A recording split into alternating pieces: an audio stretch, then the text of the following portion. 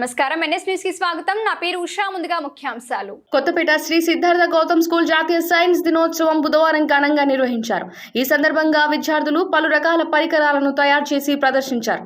వాటిలో వివిధ రకాల బ్రిడ్జిలు, కట్టడాలు, హ్యూమన్ బాడీలోని అవయవాలను ప్రాజెక్టులుగా రూపొందించి అక్కడికి వచ్చిన వారికి వివరించారు. ఈ కార్యక్రమంలో school correspondent AVV Satyanarayana, director P Narayana Rao, ఉపాధ్యాయులు తదితరులు పాల్గొన్నారు.